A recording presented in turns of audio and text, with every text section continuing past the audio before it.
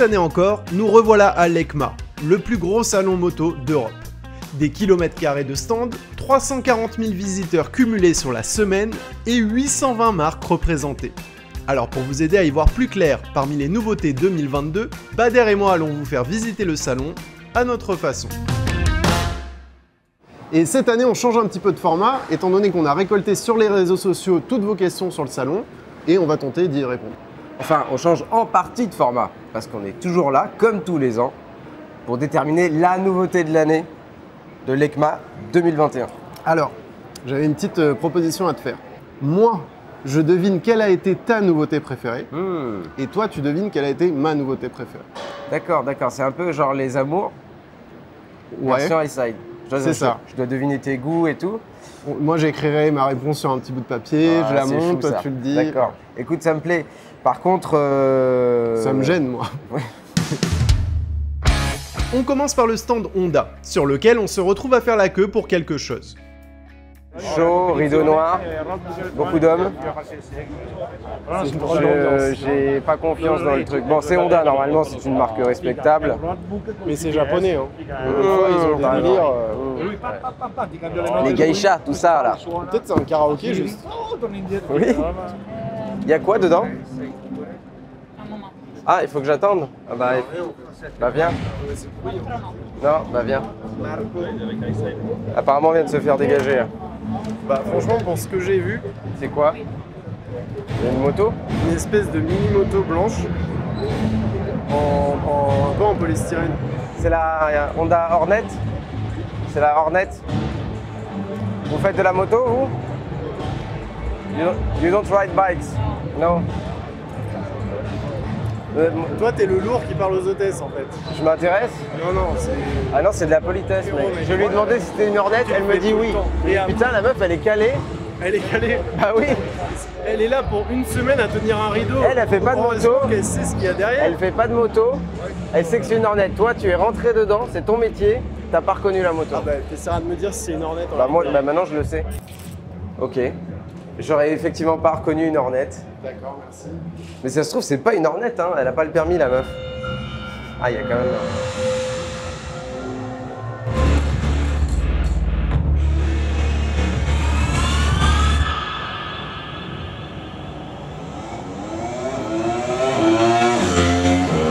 Oh! Mais c'est pas un 4 cylindres en ligne, ça. Sébastien, salut! On sort du couloir, là. Le truc un peu intriguant, dans lequel tous les hommes sont rentrés avec le rideau noir. Et on était très surpris. Explique-nous un peu, parce que je crois qu'il va y avoir une grosse nouveauté là. Alors effectivement, c'est pas une nouveauté pour tout de suite, mais Honda cette année annonce le retour de la Hornet dans un temps assez court, effectivement. Et ça sera pas pour tout de suite. Alors, à l'oreille, il y avait un truc. Hein. Ouais, la Hornet, ça a toujours été un 4 cylindres en ligne.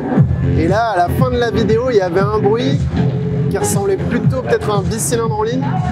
Alors, effectivement, vous avez entendu un V4, moi. Non, parce qu'il y avait une animation et il y avait les pistons. Quand on regardait sur le côté, il n'y avait qu'un seul piston qui bougeait. D'accord, mais ça fait plus un bruit de V4 que le bicylindre en ligne.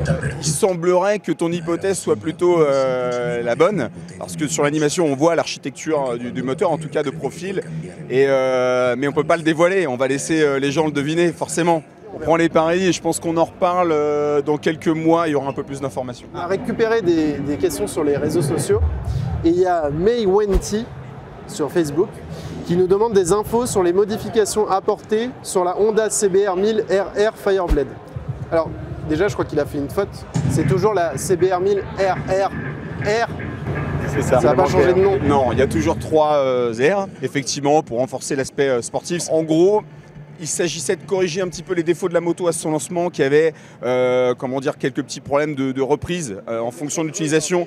Voilà, certains utilisateurs estimaient qu'elle était un peu creuse et donc il y a eu des corrections dans ce sens-là avec une couronne de 43 dents. Il y a 3 dents en plus, donc effectivement ça va corriger. Ah ouais, d'accord. Voilà, clairement ça va mieux reprendre. Ça fait une énorme différence, ouais. Ah oui. Il y a également tous les contrôles électroniques qui ont été revus et l'admission d'air pour donner, pour faire respirer un peu mieux la moto et notamment c'est vrai que ça manquait un peu de chevaux. Hein. Oui, c'était un peu. effectivement 217 chevaux, c'est jamais assez pour vous, on sait bien. La moto va être vachement plus cool parce que c'était ses rares défauts en fait. Hein. Ouais. Juste ce côté très creuse en bas, quoi. Ok, cool. Et puis bah il y a le déco anniversary comme tu dis. Ça lui va Très pas mal joli. en fait. Hein. Et cette déco anniversaire, c'est que sur la version SP? Oui, uniquement. D'accord. Alors moi j'ai une dernière question, j'ai vu un truc, je crois que vous êtes les seuls à vous intéresser aux personnes à mobilité réduite, enfin Harley avec le trike et vous avec la NT 1100. Donc c'est une moto pour les gens qui ont une forme de handicap, c'est ça? Non. Ah, Pourquoi cette question? J'ai cru. Ouais. Le design qui faisait un peu... Alors, non, c'était pas une blague, Non, mais vraiment vraiment- c'était pour les gens qui étaient en galère quoi. Il y a- Non, non. c'est- Ah non merde, pardon, excuse-moi, on coupera C'est ça au les gens montage. Non, effectivement, on est content quand les gens en mobilité réduite peuvent monter sur les motos, mais on sait très Ouais, bien moi que j'ai les cru que motos, c'était c'est... une démarche vertueuse dans ce sens-là, mais pas du tout. C'est pas Surtout que vous fait avez une exprès. moto qui tient toute seule. Alors Vous pourriez le effectivement, faire, maintenant. effectivement, ça existe ça, mais on est sur de la recherche plus fondamentale et lancer ce genre de modèle D'accord. sur le marché actuel, c'est Non, un peu, excuse-moi, écoute, là c'était le design un peu qui faisait... Tu l'as pas essayé encore la NT1100? Non, mais on va prendre le temps, c'est pas une vraie urgence. Je t'inviterai. Oui, Et puis on laissera Adrien sur la, Oui. sur la Fireblade. Ah oui, bah voilà, très bien. évidemment, voilà.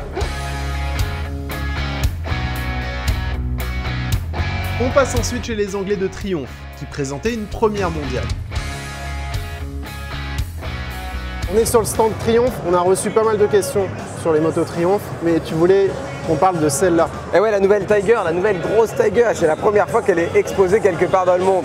Bon, ils ont gardé un peu la peinture camouflage pour pas qu'on voit bien les lignes. Ce qu'il y a à savoir sur cette moto, c'est qu'elle veut concurrencer évidemment la reine, la GS. D'accord. Donc pour ça, il y a un cardan. Il y a une espèce de cinématique Ouais, bizarre. une espèce de biellette, ouais. Gros allègement, je crois qu'ils annoncent une trentaine de kilos de moins. Ah ouais. À peu près autant de chevaux en plus, voire plus. En fait, ça n'a plus rien à voir. Et le moteur, c'est celui de la Speed, 3 cylindres en ligne. Ah, je pense pas, non, je pense que c'est un dérivé de celui de la Speed. Elle va pas se comporter comme la Speed. La Speed, elle fait 180 chevaux. Ça m'étonnerait qu'ils osent mettre 180 chevaux. 180 chevaux avec une route 21. Ouais, route 21 à l'avant, route 18 à l'arrière. Bref, le trail qui pourrait concurrencer la GS. Mais elle n'est pas encore prête. Apparemment, ils rebossent dessus. Elle était censée sortir avant la fin de l'année. Ouais. Elle a pris du retard pour des raisons que j'ignore. En fait, Triumph, ils sont à la bourre. C'est ça qu'on. Ouais, j'ai l'impression que tout le monde est un peu à la bourre. Il y avait des trucs annoncés et tout se décale en fait. Parce qu'il y a JoPro qui nous avait demandé alors on exclut la gamme de cross et tout. Bah, on s'attendait à la Il n'y a voir. pas un pet de terre Non. sur le stand. Non. Toujours tout propre, tout Non, beau non. et tout. Parce qu'il y avait Vince Mackey qui demandait si chez Triumph, il prévoit une Triumph Daytona avec le nouveau moteur de la Speed. Bah non. Heureusement que non. Bah, en fait. heureusement que non. On va expliquer à ce gars-là que tu peux pas mettre genre un moteur qui a été prévu pour être dans un roadster, dans un châssis de sportif et faire une bonne sportive, c'est pas Oui, possible voilà, en fait. tu peux faire une R7, donc une moto d'accès ou un Voilà, truc un peu- mezzo, tu vois. Mais une vraie sportive, c'est un moteur très particulier et c'est pas le moteur de la Speed qui peut être considéré comme le moteur d'une grosse Daytona. Cela dit, il y a un truc qui y ressemble. Il y a la Ouais. Triumph 200 RR, ils l'ont appelé, c'est ça? Ouais, la Speed Triple RR, en vrai, en photo, je les ai vraiment trouvés petits bras sur la Speed RR. Je la trouvais pas très esthétique. Et finalement, quand tu la vois de près, Franchement, c'est joli. hein. et ben, c'est pas mal. Moi, j'avais des doutes C'est- sur la ligne globale. Ouais, et ben quand tu la vois en vrai, elle est beaucoup plus fine déjà que ce que tu imagines en photo. Il y a puis- bien que les rétros qui font encore dégueulasse, Ouais. mais on se rapproche d'une des plus belles motos du marché. T'avais d'autres questions chez Triumph? Oui, la Tiger 660. Donc, trail Ah oui. routier, moteur de Trident 660. Bah, en fait- Mais ça, on peut le mettre en voix off. hein. Ça, on peut le mettre en voix. Tout nouveau modèle, la Tiger Sport 660 est un trail routier. Roue en 17 pouces, moteur 3 cylindres de la Trident 660 et tarif contenu. Une concurrente directe à la Yamaha Tracer 7 en plus puissante. À essayer, mais il est temps d'aller voir ailleurs. Tant qu'on est dans ce pavillon, il y a Simon Chaigne sur Instagram qui demande des infos sur... Alors je ne savais pas que ça existait. Verge Motorcycle. Verge. Oui, Le nom de la marque, c'est Verge. Verge Motorcycle. C'est des motos électriques. C'est finlandais. Ça doit lever, non?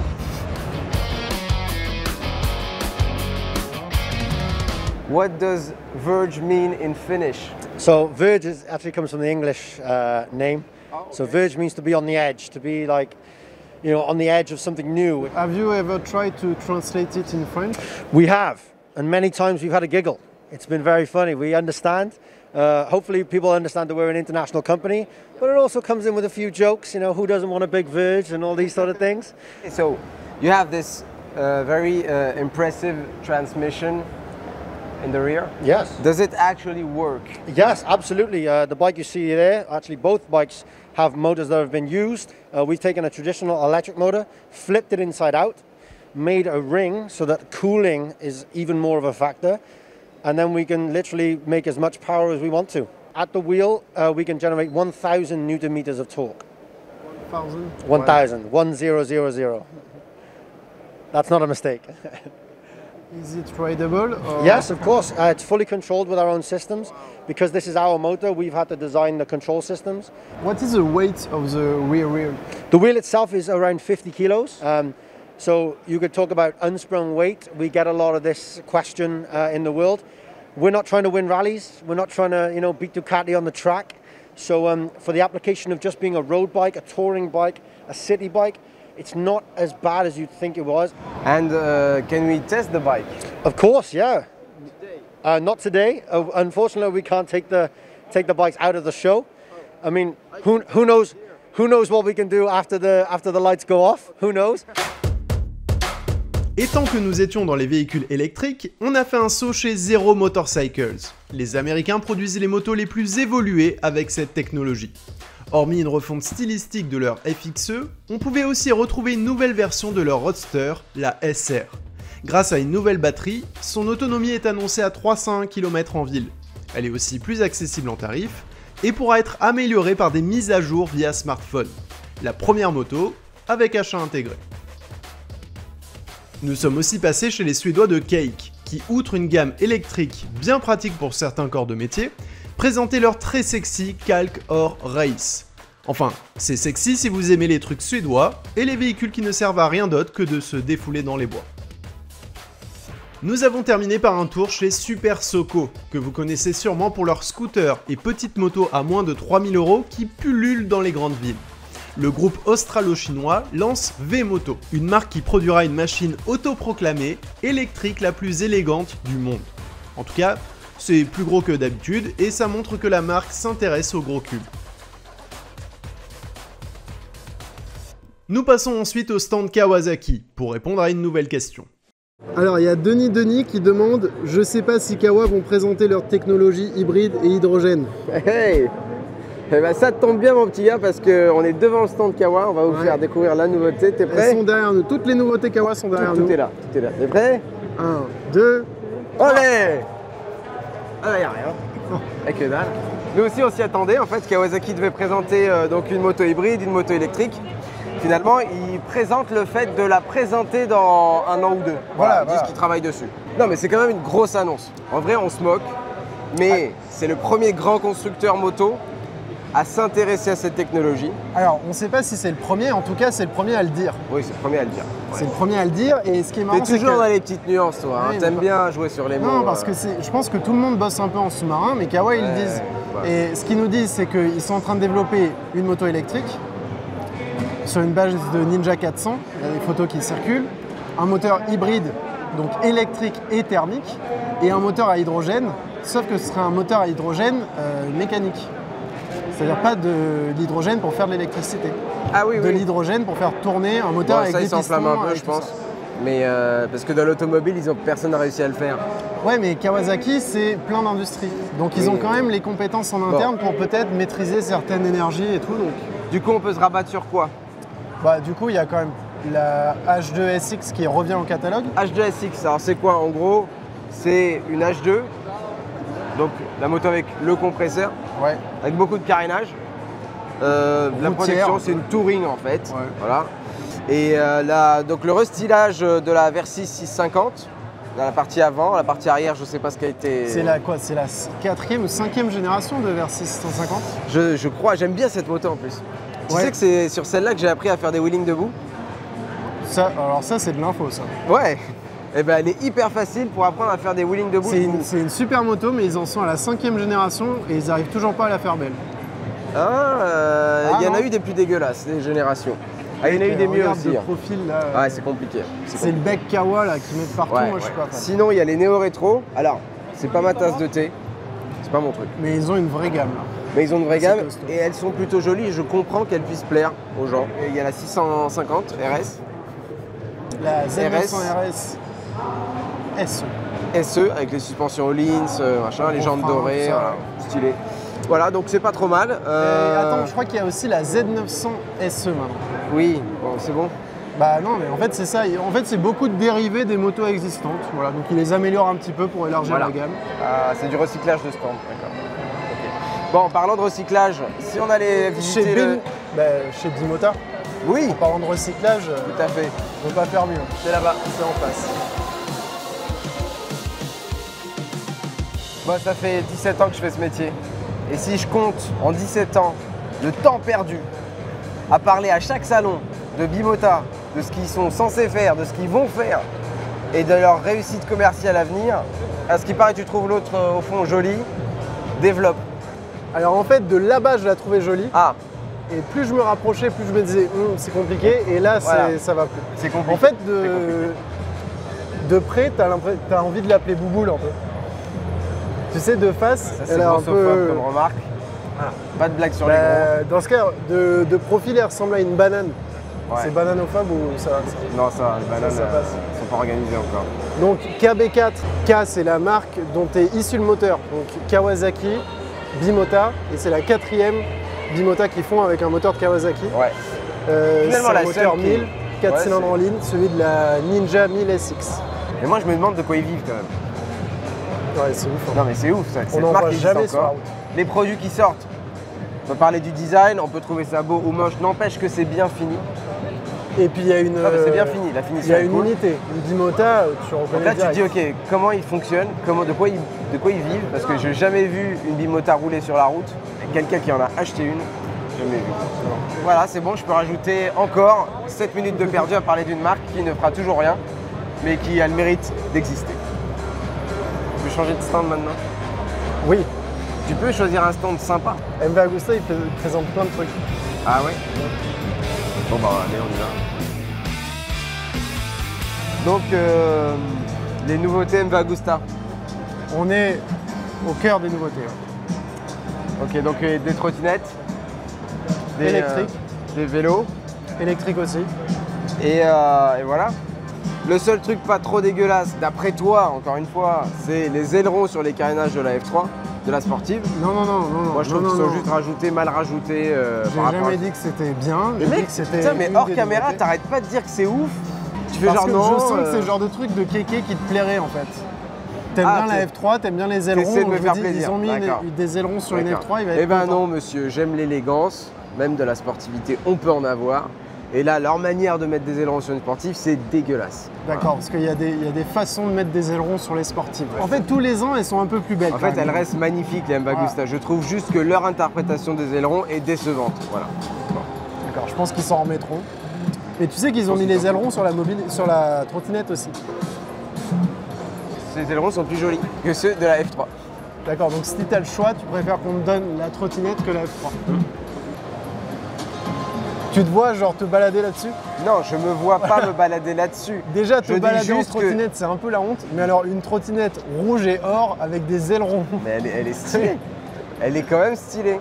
C'est immonde. Et à 700 balles, moi j'ai vu des trottinettes hyper chères, plus chères que ça. C'était franchement moche. Et tant que nous étions dans le design, nous nous sommes déplacés sur la partie Lucky Explorer du stand MV Agusta, où deux toutes nouvelles machines et une personne nous attendaient. Donc, on a eu l'annonce d'MV Agusta en passant ce matin sur le stand qu'il y avait une grosse nouveauté. Et là, on est projeté dans un autre stand à côté où on voit des Cagiva et ces deux nouvelles motos, voilà, sur lesquelles il n'y a pas vraiment de marque. On voit qu'il y a le CRC, donc c'est le centre de design de MV Agusta. C'est ça. Cerco Ricerca Castiglione. Ça veut dire quoi? Centre de recherche Castiglione. Centre de recherche Castiglione. Bon, alors on s'attendait à des magnifiques Cagiva éléphants et trucs comme ça. Bon, nous, on a trouvé que ça cassait pas trois pattes à un canard. Qu'est-ce que t'en penses, toi, Adrien? Bah, moi, je trouve ça un peu quelconque. Tu vois, c'est un gros trail avec... Ouais. Design, il est pas ouf. On peut dire qu'il est pas ouf. Bah, il y a eu un effort de fait, mais ça ressemble un peu à des trucs qui ont déjà existé. Ou, tu vois. En fait, quand je voyais les inspirations autour, je me disais pas, ça va génial, défoncer, ça va genre... En fait, les ils vont anciennes faire sont un truc plus un belles. peu vintage et tout. Et du coup, voilà. Et donc, du coup, Stéphane, qu'est-ce que vous faites, vous, chez LXP? Je suis celui qui dessine du mardi au vendredi, et donc, parfois le dimanche aussi. Ah. Et on va dire que Ça, c'est vous qui l'avez dessiné? on va dire que ça vient de moi, et ça là-bas aussi c'est à moi, et un peu là-bas aussi. D'accord, donc après c'est pas ce qu'on a dit, on l'a dit un peu voilà comme ça. Je veux dire au premier abord c'est moche, mais enfin, c'est moche. Après, moche, Bon, je me rappelle pas qu'on ait C'est employé pas mal. le terme moche. non, on n'a pas dit ça. Ce qu'il y a, c'est que c'est difficile de faire un beau trail. Parce que c'est quand même des motos hautes avec des gros pneus, Enfin, je pense qu'il y a des Essayer de contraintes rattraper. industrielles quand même là-dedans qui sont pas simples. Les contraintes sont énormes. Alors là on a deux motos, on a une 950 9.5 et la 550 5.5. C'est deux motos qui partagent le même ADN, ok, et un héritage de toutes les motos qu'on a autour. Toutes les Cagiva Elephant del Dakar, ce sont les motos qui ont inspiré, on va dire que l'âme de ces motos, on a essayé de les retranscrire dans des motos qui ne sont pas des copies. On ne voulait pas faire des copies, ça ne sert à rien de faire une copie, on est en 2021, ça sera un peu pour le futur. Alors on a voulu faire un produit qui soit moderne, ok, qui a quand même un cœur italien, hein, Elephant. On a essayé de faire quelque chose d'assez classe, qui plaise à pas forcément une personne, mais plusieurs personnes, on va dire. Hein, à un panel de riders qui regardent votre émission, il y en aura bien un ou deux quand même qui aiment bien ce qu'on fait. Et, Oui, donc et des ça, marchés par différents. contre, on est unanime pour dire que les MV sont de manière générale les plus belles motos plus de la belles. production. Bon, Stéphane, c'est clairement pas. c'est pas fou, non. Mais qu'est-ce que tu as fait d'autre au voilà. CRC? Alors moi j'ai fait la F3. Il va nous faire que les moches. Non, tu as fait quoi? T'as fait la F3? La F3 RR. Ah oui, bah La ça va. dernière avec un peu des ailerons. Ça va. quoi. Ah, les Ah ailerons. merde. Ouais. Je te jure qu'on l'a pas fait exprès. Hein.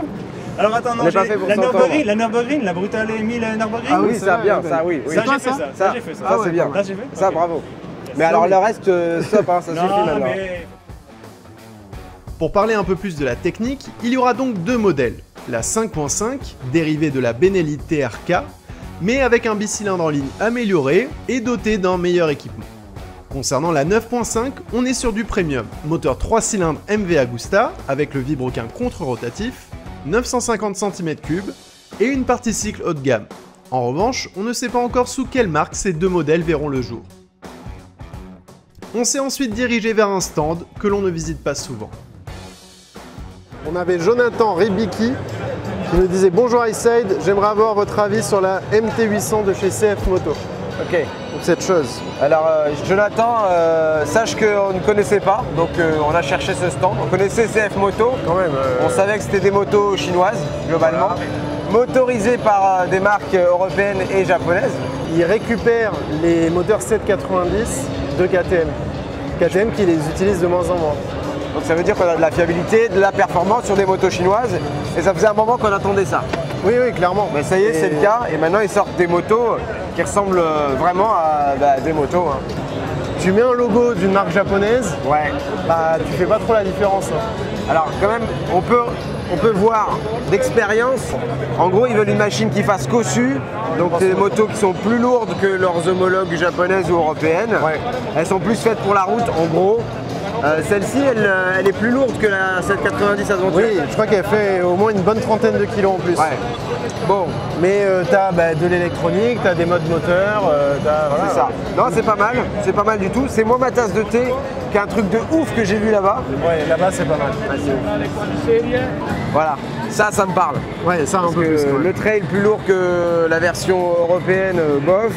Les petits roadsters qui copient un peu Ducati, moyen. Oui, alors que ça copie pas du tout Ducati. Ça copie un petit peu Ducati sur l'arrière. Et le bras oscillant, Eh ben oui, mais les si platines, le réservoir, la coque arrière, Si c'est l'avant. pour ça comme résultat, moi je dis ils ont raison de copier. voilà, ça va. Ils ont copié les bonnes choses là. Ils ont pris l'avant de la RSV4, l'arrière de la Panigale. Ouais, Un moteur, on ne sait pas vraiment ce que c'est, parce que de toute façon c'est un concept bike. Parce qu'ils ont la petite sportive, la 300 là, C'est celle-là, elle existe. Donc je sais pas si ça va sortir un jour, mais je te jure que si un jour les Chinois sortent ça, là, j'en achète une. Enfin, je l'essaye avant parce que. Oui, voilà. Parce que ça a l'air sympa, genre grosse fourche et tout. Et le cadre, Oui, tu vois que c'est L'exo, quand même. Tu vois que c'est un peu light en dessous. Bon, tout ça pour dire et le que moteur, pareil, ça fait quand même pas rêver. Hein. Ça va être un 400 cm3, bicylindre en ligne. C'est juste une volonté qu'ils ont de faire des sportifs. Et effectivement, moi je suis content de voir des nouvelles sportives. C'est bon, on peut y aller maintenant. Ouais. Et tant que nous étions chez les Chinois, on a aussi croisé le Trail Zone Test 310T, qui nous a étonné par son style et son électronique, surtout compte tenu de son tarif. On a aussi dû constater les progrès réalisés chez Vosges, qui présentait un beau roadster néo-rétro, doté d'un bicylindre parallèle 500 cm3 ressemblant énormément au moteur Honda, des freins Nissin, des suspensions Kayaba, une électronique Bosch et un prix réduit. Puis nous sommes retournés chez les Européens.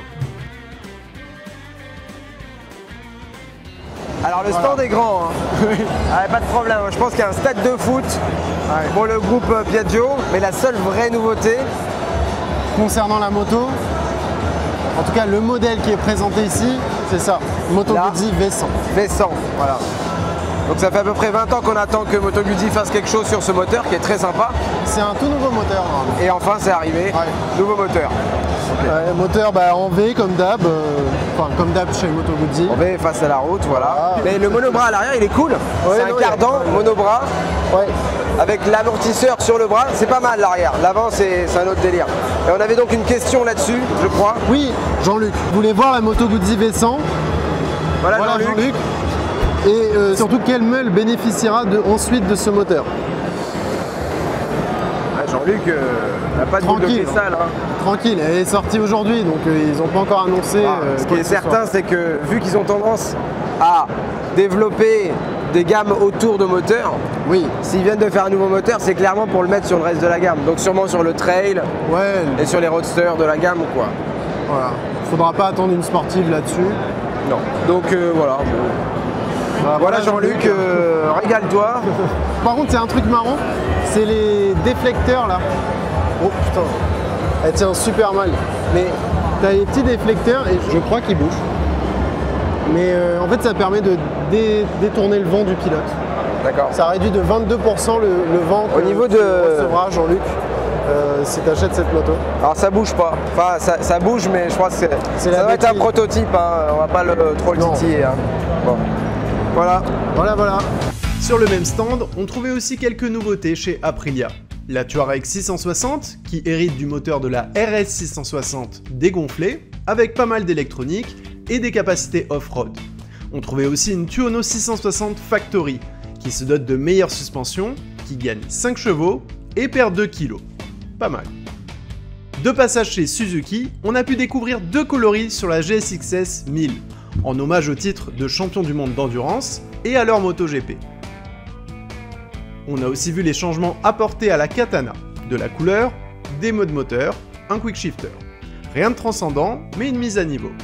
Nous nous sommes aussi arrêtés chez Senna pour découvrir leur nouveau matériel que l'on utilisera sur nos tournages. Ça t'étrangle toi aussi? Oui, ça m'étrangle un peu. Bon, c'est pas grave.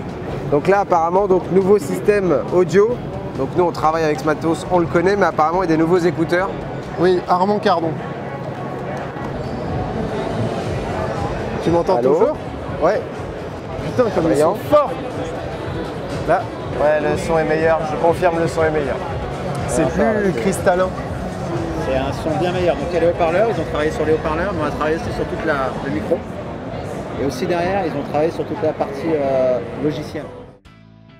Tant que nous étions chez les équipementiers, on a pu voir les nouvelles décos Marvel et DC Comics de chez AJC, leur modèle modulable i100 avec un système d'ouverture de l'écran évolué, et le Airfa One avec une déco Austin qui est le premier casque du commerce avec le logo Red Bull. Pourquoi pas? En face, Shoei présentait le NXR2, évolution du mythique casque japonais.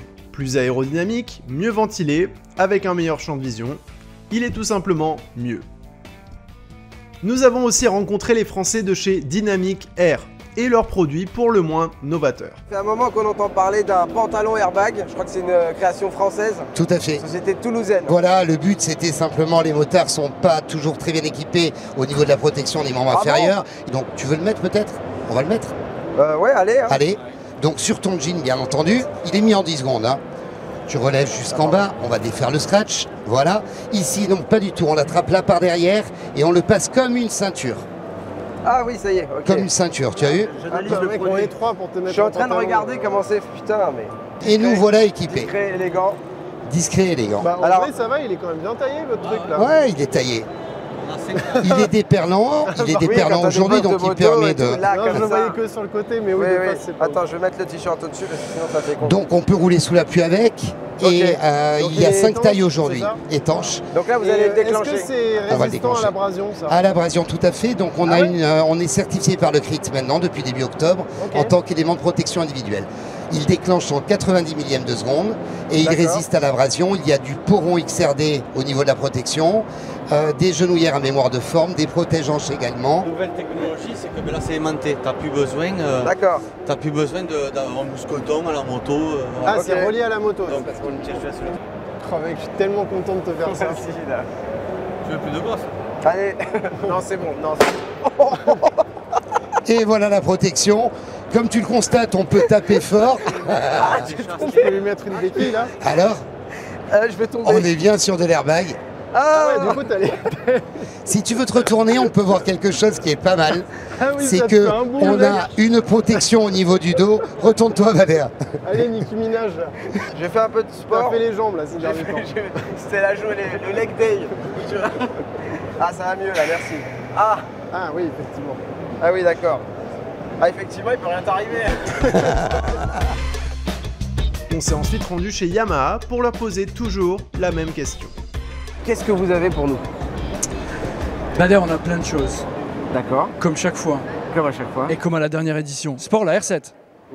Oui, bah, ça va, on l'a déjà essayé, Non, on oui. a déjà fait une Ah oui, vidéo. mais elle vient d'arriver, c'est bon. elle n'est Oui, pas encore oui. en concession. C'est donc, du sport, pour votre audience, elle n'est C'est pas du sport, c'est du yoga quoi. d'accès, et on va... C'est tranquille comme sport. C'est de la Zumba. Mais vous viendrez sur la R7 Cup, Ah, nous, ça, nous- oui, nous ça, montrer ça, de quoi ça. vous êtes capable. Il a réussi à esquiver le nouveau T-Max quand même. oui, oui, c'est vrai. Bien. J'y suis ça. pas arrivé, j'y suis pas Bien arrivé ça. encore, j'y suis Non, pas c'est arrivé. bien, j'aime Ouais. beaucoup. Donc Ok. ça, c'est un chouette Donc truc. toi, tu Alors nous mets évidemment, bien, la R7, voilà. vous la connaissez, mais c'est quand même une nouveauté. Voilà. Ensuite, Donc ça, c'est côté sport. ça c'est côté sport. Côté Roadster, une nouvelle MT10. On a vu, Qui embarque... on a vu. Ouais. Waouh. Non mais sois honnête, Quoi c'est compliqué. Bah, c'est une MT. Ça veut dire quoi ça? Bah, une MT, elle est forcément disruptive, elle est Ah, forcément ah, en dehors oui. des codes, elle est forcément en dehors du marché. C'est une MT, Forcément on l'assume totalement. disproportionné. Mais tu l'as pas encore essayé, donc ça pour Ah le coup... non, non, non, voilà, non, non, voilà. on parle de design et je te l'accorde, le design est subjectif. Oui, Voilà. Non, non, non, complètement. non, non, là, il y a un consensus hein, quand même. C'est... Non mais je... Ouais, c'est compliqué. compliqué, ça veut tout et rien dire aussi. Hein. Ça, c'est le mot un peu fourre-tout si disons tu veux. que- Non, non, mais L'avantage- comment... Non, moi, je suis curieux de savoir comment vous gérez ça, en fait. Ouais, c'est ça. Comment vous gérez le retour des Bah, gens mal, là-dessus visiblement, qui- d'après sa réponse. Donc, Pas En fait, vraiment- quand vous êtes fier comme ça, vous êtes content, vous dites putain, elle arrive, elle est là, on met les photos sur Insta et là vous voyez les réponses, c'est compliqué. Non mais de toute façon, enfin je veux dire, vous connaissez encore mieux les médias sociaux que moi. Quelle que soit la marque, quel que soit le produit, qu'on soit dans la moto ou dans l'automobile, tu as une frange de haters au début, et de toute façon ça balance.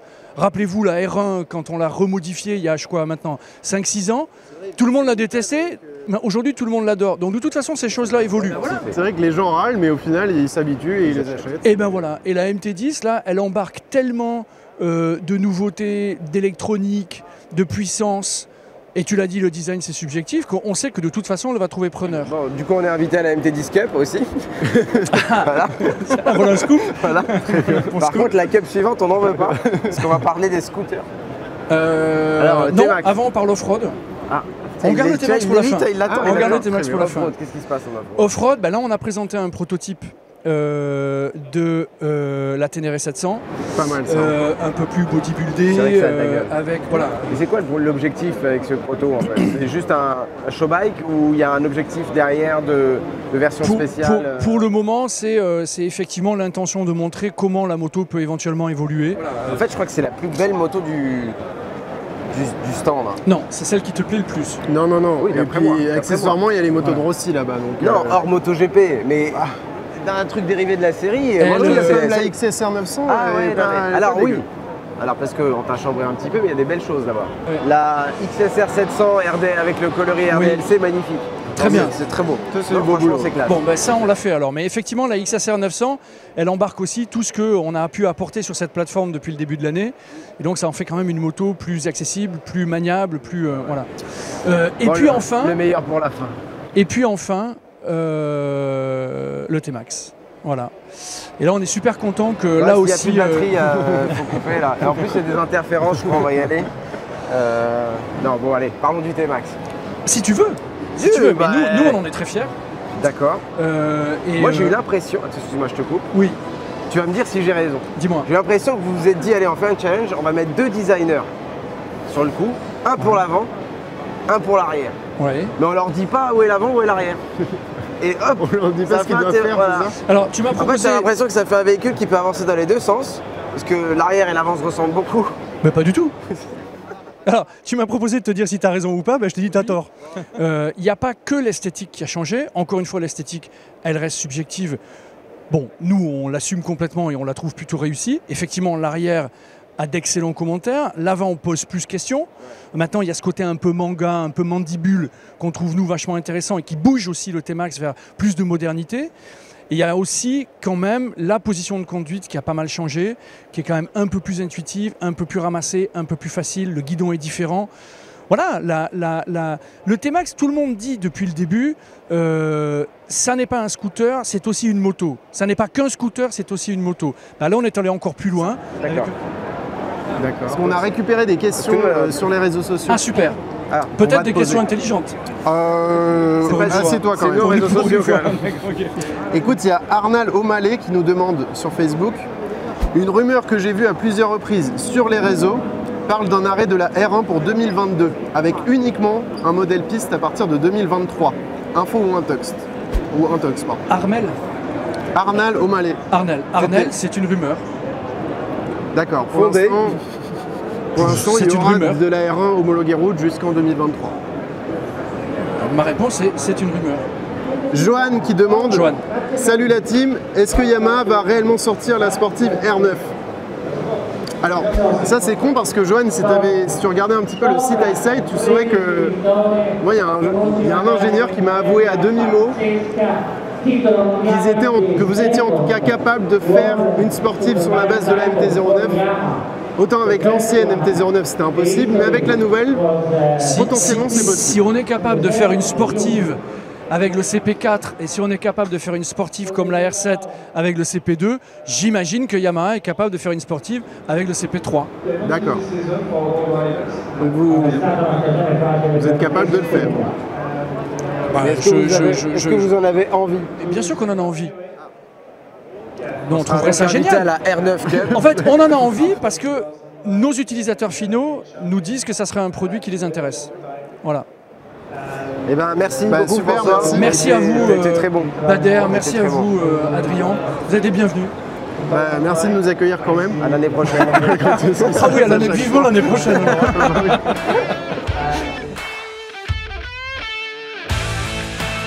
Bon, ça fait maintenant 2 jours qu'on est là. On a visité tous les stands du salon. Je pense qu'on a répondu à pas mal de questions que les gens nous ont posées. Ouais, la plupart des questions pertinentes. Voilà. Sachant qu'il n'y avait ni Ducati, ni KTM, BMW non plus, et pas Harley-Davidson. Ça fait quand même des gros constructeurs qui ont souvent des nouveautés et qui ces dernières années sortent des nouveaux modèles. Donc ça fait peu de nouveaux modèles au final sur cette année à l'EICMA. C'est ça. On avait dit qu'on allait essayer de deviner chacun quelle la moto préférée de l'autre. Voilà. Alors, le problème c'est que j'arrive même pas à choisir une moto que j'ai préférée. Franchement, tu es très fort si tu arrives à me faire dire une moto que j'ai aimée, parce que moi-même je ne sais pas, comme toi, je ne sais pas ce que j'ai préféré. J'ai 2 options. Attends, ça peut être des motos anciennes qui ont déjà existé. Bah oui. Ah bah oui, c'est bon. Au début, j'ai dit la Yamaha T7 Proto. Au début, j'ai dit ça. Ça aurait pu. Putain, raté. Ça aurait pu, mais ensuite, je vois pas trop l'intérêt en fait du truc. Non, il n'y en a aucun. Voilà. Et ensuite, j'ai pensé, parce que tu m'as bassiné avec ces merdes, aux vieilles Cagiva du Dakar. Non. Non plus. Putain, mais mec, c'est que des tripes. Mec, il y a eu une Ténéré 700 concept fait pour aller faire des vidéos dans le désert. Ouais, je pensais qu'elle te Et plaisait. des motos du Dakar des années 80. Je voulais te faire plaisir, moi. T'as pas arrêté de me dire que tu les trouvais sublimes. Mais tu m'as déjà vu sur ce genre de moto? Non, mais je t'imagine bien. Bon, c'est pas ça. Ah non. J'ai une 3e chance? Oui. Mais c'est pas une moto de course, hein. Ouais, c'est la... Bah oui, c'est la moto de Rossi, la Yamaha M1 de Rossi. 2000. Celle qu'on a regardée hier pendant 20 minutes. Ouais, celle-là, je sais plus, c'était... Bah, c'était 2005. Voilà. 2005. Parce que je la trouve genre super simple. Ouais.